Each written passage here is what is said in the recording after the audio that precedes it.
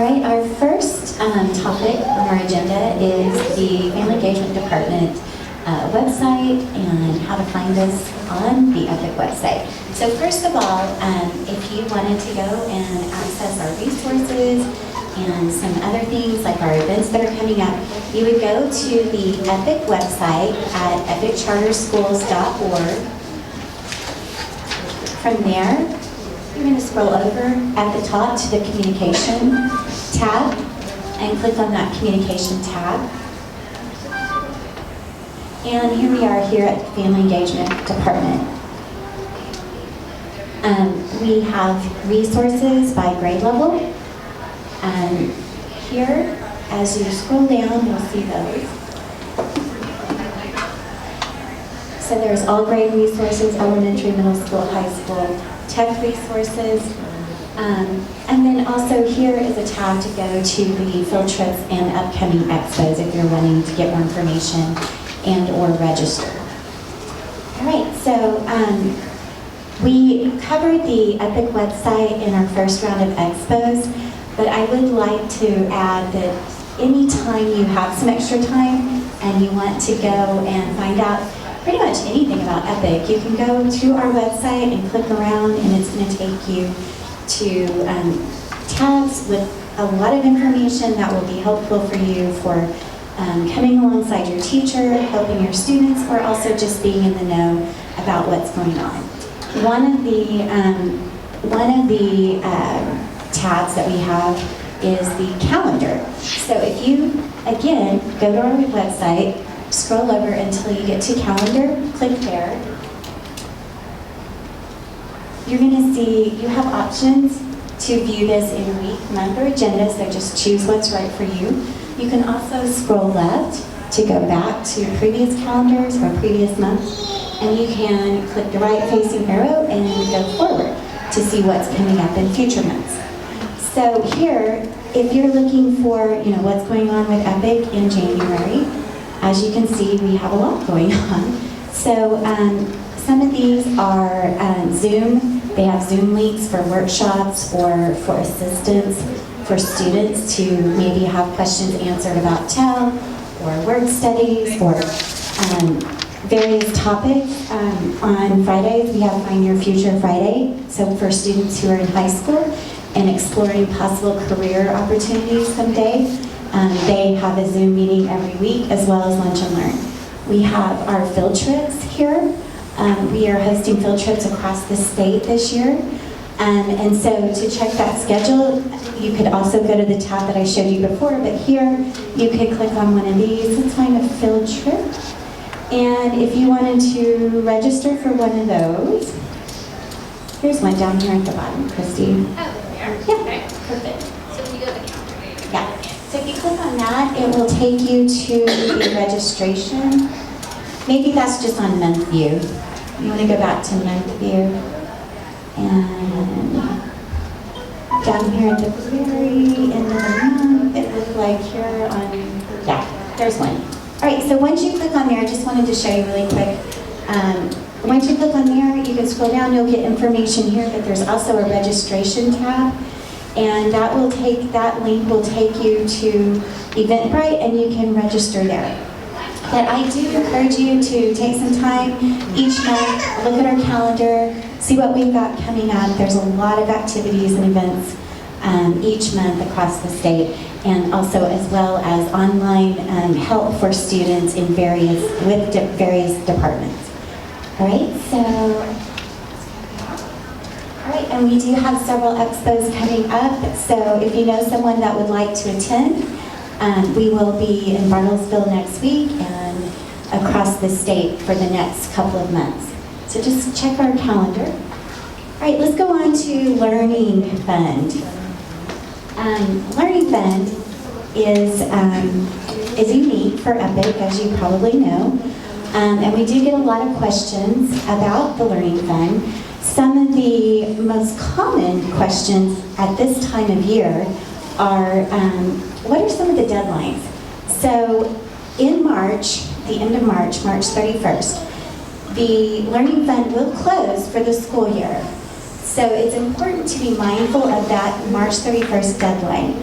So if you are wanting to have resources or curriculum for your child this summer, and maybe you've used everything that you already have, or you still have funds left in your learning fund and you're trying to figure out what to do with them because they don't roll over this year, then please be mindful of this March 31st deadline, because they will have to roll over to summer and then on to fall.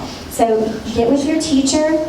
If you need some ideas about what to order, what supplements, or even getting a head start on your curriculum for next year, they can help you get that ordered. But just keep that deadline in mind. We also have summer programs. That has a deadline as well. So students who have money left in their learning fund and want to participate in a summer program, you can access our vendor directory on our website, and there's a lot of programs that are listed there.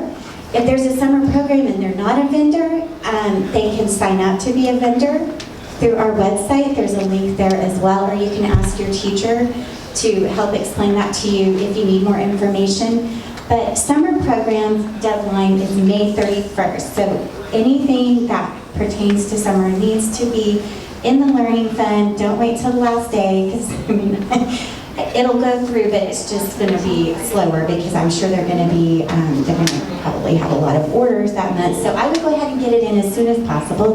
But May 31st deadline is for summer programs. Also, if you have high school kiddos that are registering for the ACT or would like to take summer concurrent classes are through local colleges where they get high school and college credit.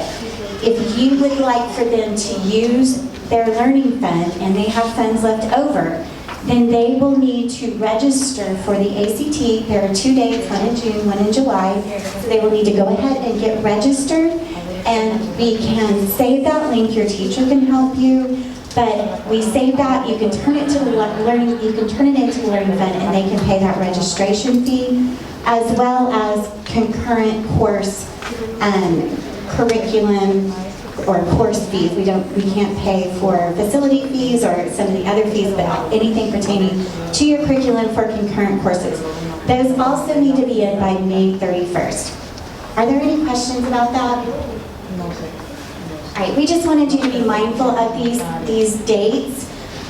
This year it is unique in that the learning fund does not roll over, so if we don't use the funds, then it will roll over to zero this summer.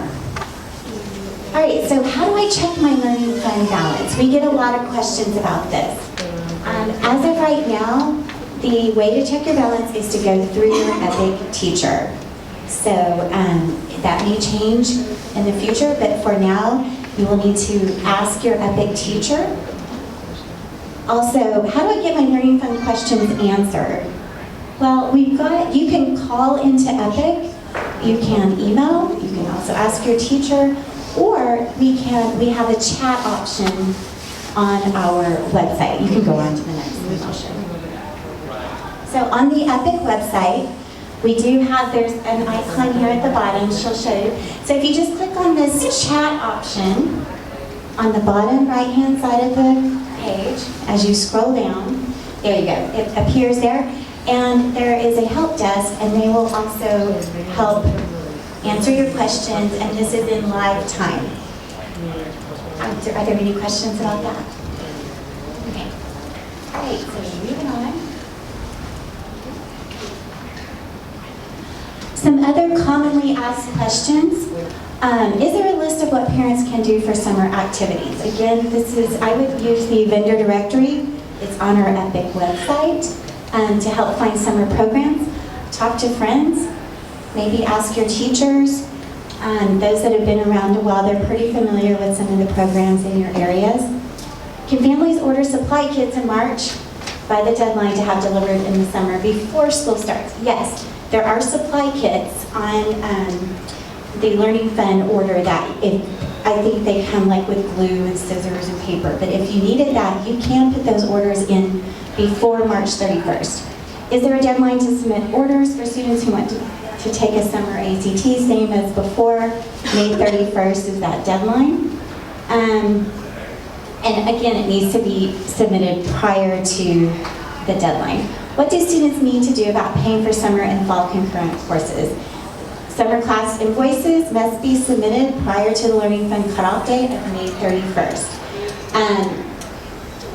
You can start ordering or submitting orders for concurrent classes for the fall after July 1st. But anything that is related to summer needs to go in May 31st. So they usually start enrollment for concurrent courses, is it April or May? Yes, in April. So if you're a student, or if you would like your student to apply and get concurrent credit, again, this is college and high school credit. So if they take English 3 or an English course, it will count for maybe their junior year of English 3. Also, the same goes for English 4 as a senior, or algebra. That will count for one of their math courses as a high school student, and they will get college and high school credit. Just make sure to be mindful of these deadlines. All right, if you have assets to return or non-consumable link, we can go to the website here. You can click on there and I'll just show you where it's at. We do have a place on our website. And if you scroll down here to the, you can stay on this page and just scroll down. Yeah, I know that one I kind of tricked you a little bit. So here there's a lot of questions here that are also answered by clicking on the question, and it'll drop down and give you information, as well as Epic assets, how to return them if you're having technical issues, laptop care replacement. And again, also, if you have additional questions, you can always go to our website and click on that chat option, and they can help you as well. And your teacher is very knowledgeable, too. All right, one last thing. This is the first year that we do not have a Learning Fund that rolls over, so please be mindful. The Learning Fund account will not roll over. So we definitely want to use those funds on different curriculums or programs that will benefit your student.